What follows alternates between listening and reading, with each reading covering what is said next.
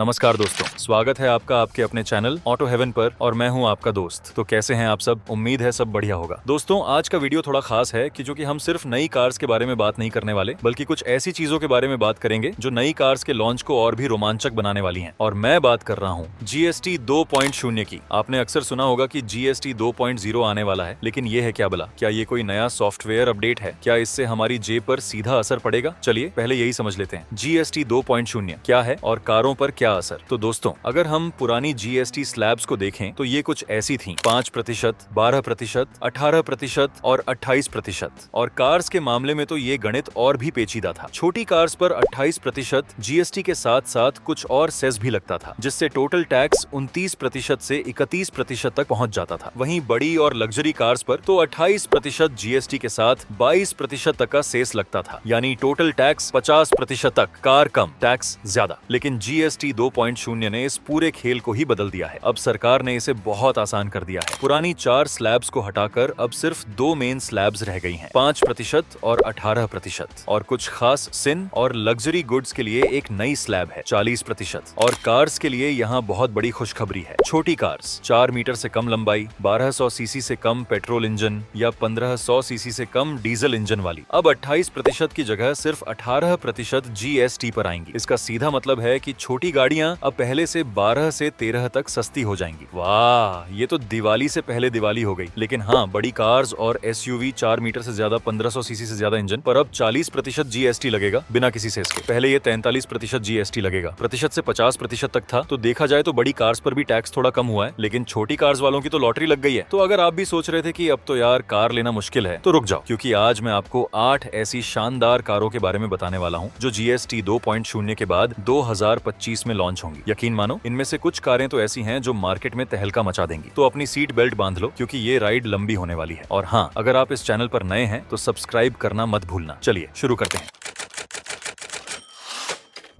दोस्तों, टाटा पंच फेसलिफ्ट ये वो कार है जिसने आते ही माइक्रो SUV सेगमेंट में तूफान ला दिया था। लोग इसे इतना पसंद करते हैं कि इसे टाटा की छोटी नेक्सॉन भी कहा जाता है। अब इसके फेसलिफ्ट को देखने के बाद तो लगता है कि ये नेक्सॉन की छोटी बहन बनने से नेक्सॉन की कॉपीकैट बनने की राह पर निकल रही है। नई पंच का डिजाइन नेक्सॉन फेसलिफ्ट से काफी मिलता जुलता है। वही स्प्लिट हेडलैम्प सेटअप, वही LED DRL का स्टाइलिश डिजाइन। सामने से तो लगता है जैसे किसी ने नेक्सॉन को छोटा करके पंच का रूप दे दिया हो। इसके अलॉय व्हील्स भी नए होंगे और पीछे की तरफ भी टेल लाइट्स में कुछ बदलाव देखने को मिलेंगे। कुल मिलाकर लुक पहले से ज्यादा मॉडर्न और आकर्षक होगा। फीचर्स की बात करें तो टाटा इसमें कोई कसर नहीं छोड़ता। नई पंच में 10.25 इंच का बड़ा टच स्क्रीन इंफोटेनमेंट सिस्टम, एक फुल्ली डिजिटल इंस्ट्रूमेंट क्लस्टर और 360 डिग्री कैमरा जैसे प्रीमियम फीचर्स मिलने की उम्मीद है। साथ ही वेंटिलेटेड सीट्स और सनरूफ भी आ सकती है, यानी जो फीचर्स नेक्सॉन में हैं वो अब पंच में भी मिलने वाले हैं। इंजन में शायद ही कोई बड़ा बदलाव हो। वही 1.2 लीटर पेट्रोल इंजन होगा जो मैनुअल और AMT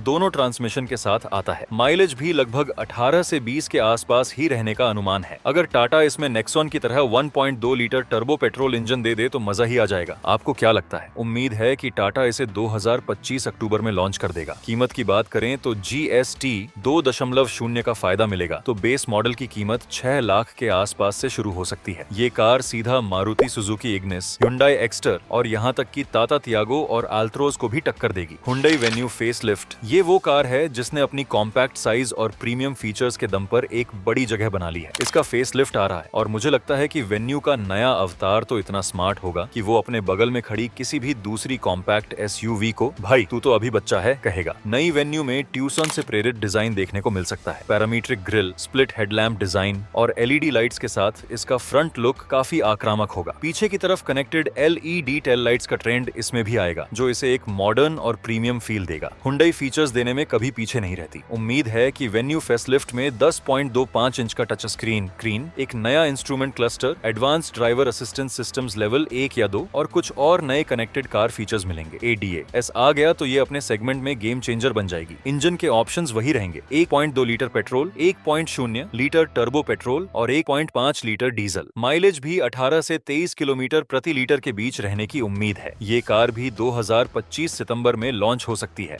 GST 2.0 के बाद इसकी कीमत में भी मामूली गिरावट देखने को मिल सकती है, जो 7,50,000 से शुरू होगी। Hyundai Venue फेसलिफ्ट का सीधा मुकाबला Tata Nexon, Maruti Suzuki Brezza और किया सोनेट से होगा। Honda WRV ये वो कार है जो पहले भी भारत में थी लेकिन फिर गायब हो गई। अब ये वापसी कर रही है और मुझे लगता है कि इस बार होंडा ने इसे इतना स्टाइलिश बनाया है कि ये कमे back on off the year का अवार्ड ले जाएगी, जैसे कोई पुराना हीरो अपनी अगली ब्लॉकबस्टर लेकर आए। नई WRV का डिजाइन काफी बोल्ड और मस्कुलर है। इसका फ्रंट ग्रिल बड़ा है जिसमें LED हेडलाइट्स और DRL लगे हैं। साइड से इसका लुक काफी SUV जैसा है। इसकी लंबाई 4 मीटर से थोड़ी ज्यादा है, तो ये सीधे सीधे कॉम्पैक्ट SUV सेगमेंट को टक्कर देगी। फीचर्स की लिस्ट भी काफी लंबी होगी। उम्मीद है कि इसमें 10.25 इंच का infotainment system, digital driver display, Honda sensing और एक सनरूफ मिलेगी। होंडा अपनी कार्स की बिल्ड क्वालिटी और सेफ्टी के लिए जानी जाती है, तो इसमें भी ये सब कुछ मिलने की उम्मीद है। इंजन की बात करें तो इसमें होंडा अमेज वाला 1.2 लीटर पेट्रोल इंजन और होंडा सिटी वाला 1.5 लीटर पेट्रोल इंजन मिल सकता है। 1.5 लीटर वाला इंजन इसे सेगमेंट में सबसे पावरफुल कार्स में से एक बना देगा। माइलेज 18 से 20 के आसपास रह सकती है। होंडा इसे 2025 दिसंबर लॉन्च कर सकती है। इसकी कीमत 8 लाख से शुरू होने की उम्मीद है। इसका मुकाबला Hyundai Creta, Kia Seltos, Maruti Suzuki grand वितारा और टाटा हैरियर के बेस वेरिएंट से होगा। टोयोटा रेज ये नाम आपने शायद कम सुना हो, लेकिन जब ये भारत आएगी तो ये अपनी पहचान जरूर बनाएगी। ये कार ऐसी है जो अपनी छोटी साइज में ही SUV की पूरी फील देगी। इसे देखकर लगता है कि टोयोटा ने कहा है छोटा पैकेट बड़ा धमाका। राइज एक कॉम्पैक्ट SUV है जिसका डिजाइन काफी बॉक्सी और दमदार है। इसमें LED हेडलाइट्स, एक बड़ा ग्रिल और अलॉय व्हील्स हैं जो इसे एक रोबस्ट लुक देते हैं। यह टोयोटा और दाइहत्सु के DNGA प्लेटफॉर्म पर बनी है, जिसे भारत में री इंजीनियर करके पेश किया जाएगा। फीचर्स की बात करें तो इसमें 8 इंच का touch screen, digital driver display और कई सेफ्टी फीचर्स जैसे 6 एयरबैग्स, ABS, EBD आदि मिलने की उम्मीद है। अंतरराष्ट्रीय मार्केट में इसमें 1.0 लीटर टर्बो पेट्रोल और 1.2 litre naturally aspirated petrol engine मिलते हैं। भारत में भी यही इंजन ऑप्शन आ सकते हैं। ये कार मारुति सुजुकी फ्रॉन्क्स के साथ एक प्लेटफॉर्म शेयर कर सकती है, तो माइलेज भी काफी अच्छी, लगभग 20 से 22 की उम्मीद की जा सकती है। ये कार भी 2025 के मध्य में आ सकती है। इसकी अनुमानित कीमत 8 लाख से शुरू हो सकती है। टोयोटा रेज सीधा मारुति सुजुकी फ्रॉन्क्स, टाटा पंच और Hyundai एक्स्टर को टक्कर देगी। होंडा ब्रियो ये वो हैचबैक है जो अपनी क्यूट और फंकी लुक के लिए जानी जाती थी। अब इसका नेक्स्ट जनरेशन मॉडल आ रहा है। मुझे लगता है कि इस बार ये इतनी स्टाइलिश होगी कि स्विफ्ट भी बोलेगी, अरे तुम इतनी जल्दी बड़े हो गए। नई ब्रियो का डिजाइन काफी बदल जाएगा। ये अब पहले से ज्यादा बड़ी और मॉडर्न लगेगी। इसके लुक में होंडा अमेज और सिटी की झलक देखने को मिल सकती है। फीचर्स की बात करें तो होंडा इसमें अमेज वाले कई फीचर्स दे सकती है। इसमें touch screen infotainment system, automatic climate control और कई सेफ्टी फीचर्स मिल सकते हैं। इंजन में 1.2 लीटर पेट्रोल इंजन मिलने की उम्मीद है, जो मैनुअल और CVT ट्रांसमिशन के साथ आएगा। माइलेज भी काफी शानदार 20 से 22 के आसपास रहने की उम्मीद है। GST 2.0 की वजह से इसकी कीमत और भी आकर्षक हो जाएगी। ये 2025 के आखिर या 2026 की शुरुआत में लॉन्च हो सकती है। कीमत 6 लाख के आसपास से शुरू होने की उम्मीद है। होंडा ब्रियो का मुकाबला Maruti Suzuki Swift, Hyundai grand i10 Nios और टाटा तियागो से होगा। रेनॉल्ट बिगस्टर नाम से ही पता चल रहा है ये कोई छोटी मोटी कार नहीं है। ये तो वो है जो आते ही अपने बड़े भाई कीगर को कहेगी, अब तू आराम कर, मैं आ गया हूँ। बिगस्टर एक 7 सीटर SUV है जिसका डिजाइन डैकिया बिगस्टर कॉन्सेप्ट पर आधारित है। इसका लुक काफी बोल्ड और रग्ड है, जिसमें LED लाइटिंग और मस्कुलर बॉडी लाइंस हैं। ये कार क्रीटा से भी थोड़ी बड़ी हो सकती है, जिससे इसमें तीसरी रो की सीट मिल सकेगी। फीचर्स की बात करें तो इसमें एक बड़ा touch screen, digital instrument cluster और 360 डिग्री कैमरा जैसे फीचर्स मिलेंगे। उम्मीद है कि रेनो इसमें ADAS भी दे सकती है। इसमें 1.3 लीटर टर्बो पेट्रोल इंजन मिल सकता है, जो केविड और काइगर में भी मिलता है। माइलेज लगभग 16 से 19 के आसपास रहने की उम्मीद है। रेनॉल्ट इसे दिसंबर की शुरुआत में लॉन्च कर सकता है। इसकी कीमत 15 लाख के आसपास से शुरू हो सकती है। ये कार सीधा Hyundai Alcazar, Tata safari, MG Hector plus और महिंद्रा XUV 700 के बेस वेरिएंट को टक्कर देगी। मारुति सुजुकी बलेनो ये तो हैचबैक सेगमेंट की बॉस है। हर महीने इसकी हजारों यूनिट्स बिकती हैं। अब इसका फेसलिफ्ट आ रहा है और मुझे लगता है कि ये इतना शानदार होगा कि बलेनो कहेगी, मैं तो पहले भी हिट थी, अब और भी सुपर हिट होंगी। नई बलेनो के डिजाइन में छोटे मोटे बदलाव होंगे। नई ग्रिल, नए बम्पर और नए LED DRL देखने को मिलेंगे। पीछे की तरफ टेल लाइट्स का डिजाइन भी नया हो सकता है। मारुति अपनी कार्स में अब फीचर्स देने लगी है। उम्मीद है कि इसमें भी 9 इंच का touch screen, head up display, 300 degree camera और 6 एयरबैग्स जैसे फीचर्स स्टैंडर्ड मिलेंगे। इंजन में 1.2 litre dual jet petrol engine होगा, जो मैनुअल और AMT ट्रांसमिशन के साथ आएगा। माइलेज तो इसकी USP है, तो 22 से 24 की उम्मीद कर सकते हैं। मारुति इसे नवंबर में लॉन्च कर सकती है। GST 2.0 2.0 का फायदा मिलेगा तो इसकी कीमत 7 लाख से शुरू हो सकती है। इसका मुकाबला Hyundai i20, टाटा अल्ट्रोज और टोयोटा ग्लांजा से होगा। स्कोडा फाबिया ये वो कार है जो पहले भी भारत में थी लेकिन अब वापसी कर रही है। ये कार ऐसी है जो अपनी बिल्ड क्वालिटी और यूरोपीय डिजाइन के लिए जानी जाती है। मुझे लगता है कि इसकी वापसी पर हर कोई कहेगा, अरे वाह, ये तो हमारी पुरानी दोस्त है। नई फेबिया MQBA0 प्लेटफॉर्म पर बनी है। इसका लुक काफी शार्प और मॉडर्न